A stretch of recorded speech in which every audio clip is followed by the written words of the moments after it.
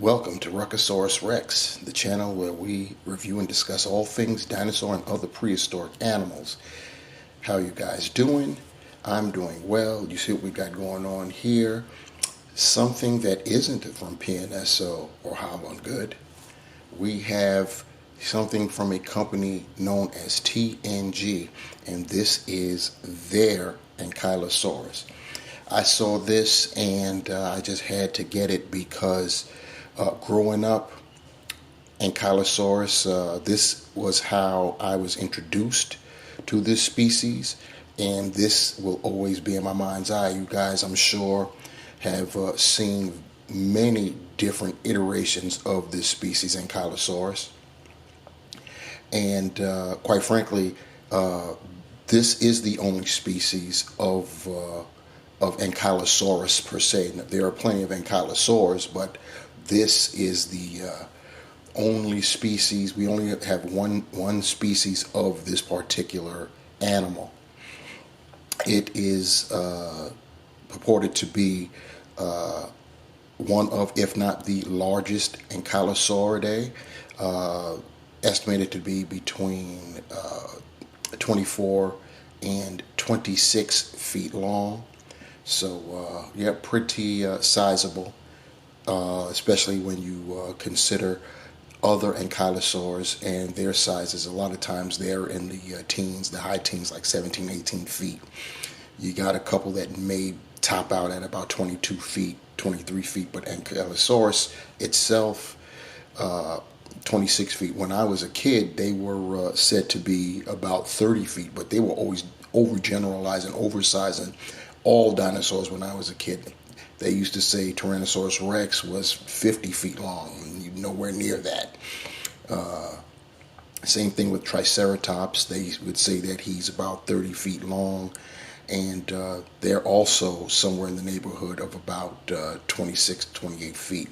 So, but that was back then. Now they've come back down to earth with their sizes, and Ankylosaurus is supposed to be about on the larger end, 26 feet long. Well, you see what we got going on here on the cover of the packaging. Like I said, this is my mind's eye. This is how I was introduced to Ankylosaurus, and that's the main reason why I had to get this. Once I found out that it was close to in scale with my other 135 dinos, I was like, yep, gotta get it, gotta get him. And so here you have it. You see what we got there on the front. There's really nothing else going on at the top, and on the rear is the same thing. We have only, you've got made in China over there. So that's about the size of it. So without further ado, let's see what all of my to-do is about with this Ankylosaurus as we get him out of packaging. And here he is, Ankylosaurus from TNG in all its glory on our rotating base, and going round and round. Like I said, this is, for me, this is Ankylosaurus. Other models have come up with very good versions of it. With a lot of them don't have the spike work going along the sides like this model, which is the thing that really sets it off for me, because that's what I explicitly remember about Ankylosaurus was all of the spikes coming out of the sides. And I could tell you, looking at this, if you recall from my last video of the Eoplocephalus, which is closely related to Ankylosaurus, by the way, I came up with my little theory of, because these guys were as armored as they were, plus as squat and low to the ground as they were built, it's my belief that these guys, especially the Nodosaurus, because they didn't even have club tails, they would, when danger approached, I think that they would just crouch down. They'd get all the way down, belly to the ground, and just start flailing that tail and, press themselves against the ground, making it near impossible to upend them. And then when you have spike work like this guy right here, are you even going to, and are you going to try to get close, especially with that club, look at the club as it swings back around the other side. And you guys tell me, would you want to mess with that, standing or squatting? Pretty crazy. Anyway, that's just my theory on it. And looking at this guy, it's only strengthened my resolve that in my belief that that's how it goes down. Ankylosaurus means fused lizard, bent lizard too, but we're going to go with fused because that also lent to its protection. Bones were fused like in the skull, the tailbone, and all that type stuff, making it stronger, making the bone stronger by doing that. It existed right there at the end of the Cretaceous, 68 to 66 million years ago. So it was right there at the very end. It was it lived alongside the likes of Tyrannosaurus Rex, Triceratops, Edmontosaurus, Pachycephalosaurus. And of course, whenever they flew in, Quetzalcoatlus. They were there right there at the end. It must have been very interesting times back then. Anyhow, let's get this guy off the base and get a better look at our TNG Ankylosaurus. Let's take a quick look at our Ankylosaurus. We'll start at the head. One thing to note, what was different about Ankylosaurus apart from other Ankylosaurs was its nostrils were actually on the side of its skull, and that's been represented here with this model, which is cool. Other Ankylosaurs had their nostrils at the front of the skull, and like I said, the skull was fused and everything. I mean, this is a straight tank. You're not messing around. Even trying to bite him on his head is perilous at best. It got spikes behind the eyes, bony ridges above the eyes, cheek spikes. Look at that right there. That's crazy. The beak, right? We'll talk about the color in a second, but we have to talk about this armament going on here. Spikes along the sides there as I turn it up so you can see exactly how far out these spikes go. Who's going to mess with that? I mean, for real. Who's going to mess with that? Even a T-Rex would be like, you know what, I'll take the 0. And then it goes all the way down the length of the tail. We'll talk about that club in a second. Let's look at the very top of the animal. Look at these osteoderms and scutes and spikes, the knobs and everything else, plus the shell itself. The back itself was hard. So, even if you found a way to get past all of this, you're not penetrating that at all. I just don't get it. I just don't get it. But now talking about the tail, look at the club. Just a big mass of bone. And if it gets swung and you get tapped by that on the leg or anything, that's a broken leg for you right there. Now, here's that underbelly, soft. This is where all the predators want to get to, and it's very difficult to do that. TNG, while we're down here, attention to detail, we've got the cloaca slit, so that's pretty cool.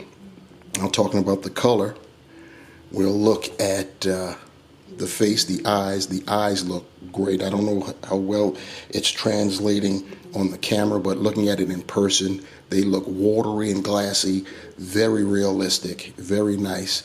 And then you see these nice colors, rust-colored browns with a dark wash. It looks very, very striking. And when you look at the beak, it's got this like almost bone color for the beak. And then with the spikes, you see the light colors there. And this is it's awesome. Looking at the underbelly or underside, you've got browns with some wash there. The toes are painted, both front and back. And like I said, this guy just stands so squat to the ground. It's something to behold. I'm very happy with this. This is my go-to Ankylosaurus. Trying to get a measurement of our TNG Ankylosaurus. We're going from, in this case, tail to snout tip. We got about 9.5 inches long. The tail is curved, so if it was straightened out, it would probably be about 9 3/4. Doing the calculations for that, this Ankylosaurus is a little bit oversized, coming in at almost, it would represent an almost 28-foot long animal, but I think I can fudge it. What I'd like to do now is compare the TNG Ankylosaurus with the PNSO Ankylosaurus, which to date, and probably still in a lot of people's minds, is the best Ankylosaurus on the market. I just wanted to show you guys the compare the similarities. I think these will go great together simply because there's enough difference that it can be considered sexual dimorphism. The PNSO is slightly smaller, probably more in scale. If you were to measure it out, it would represent a 26-foot long animal. But you could see as I turn it up, the spikes along the sides are nowhere near as pronounced as our TNG. And if I lift them both up here, you'll see that the TNG is wider than the PNSO. So I think these two go well together if you want to have a couple, male and female. With the PNSO being smaller, would be the female, especially since it doesn't have the pronounced spikes, which would make the TNG definitely come off as a bit more aggressive. And speaking of that, I just get I look at the Ankylosaurus and I get the distinct feeling that they were short-tempered as well. They just didn't want to be messed with. But yeah, I think they looked pretty nice together. What do you guys think? Here we have the closely related Eoplocephalus from Howland, which we previously reviewed, next to the much larger Ankylosaurus. And of course, we had to get in a Tyrannosaur, one of Ankylosaur's friendly neighbors. Yeah. So, yep, look very nice together. I don't think the Ankylosaurus thinks so, but for us looking down upon this scene, yeah, this is, I'm sure this happened quite a bit. I don't know how well the Tyrannosaurus Rex fared, but I know that they ran into one another. So in summary, our TNG Ankylosaurus is, like I said in the beginning, this is my mind's eye Ankylosaurus. This is what I saw when I was first introduced to this species, and no matter how it's been portrayed since, this has always held true for me, and it's the reason why I purchased it, why I've got it, and I stand by it. What do you guys think in terms of the appearance, the design? What is your go-to design for Ankylosaurus? We already know what mine is. As far as this model is concerned, I love the coloration. I love the accuracy in terms of the skull. Like I stated earlier, Ankylosaurus, their nostrils were on the sides of their heads, not directly in front, like other Ankylosaurids. So TNG maintained attention to detail with that. The spike designs going along the perimeter of the animal is just all that. The width, because they were wide, that is on point too. This is all, the reason Ankylosaurus was portrayed in so many different ways is because we have never had a complete skeleton to really, get an idea and a crazy accurate idea of what they truly look like. So most of it is speculation or drawn from other species of Ankylosaurs, which we do have more complete fossil records of. So they've extrapolated from that and came up with one, what you see here, and then two, other versions like the PNSO that we previously saw.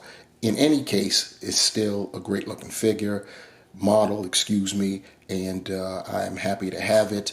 Let me know what you guys think about the TNG Ankylosaurus down in the comment section below. Also, like, share, and subscribe to the channel if you haven't done so.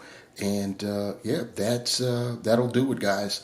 I've got I'll be late to the party with it, but I've got a Quetzalcoatlus from Howlin' Good coming, and I finally decided to get that because it is in scale. Quetzalcoatlus was big, and you'll see how big it is because it is in scale. So I will be comparing it to other species that lived alongside it in the Cretaceous. So we've got that coming. I've got the also from Howlin' Good, the Momentosaurus is on the way. It should have been here by now, but you know how these things are when they're coming from overseas. So it is what it is. I'll get it when I get it, I guess. I've got a couple other species on the way too. So as soon as they get in hand, I'll bring that to you as well. Until then, you guys, thanks for rocking with me, and please take care.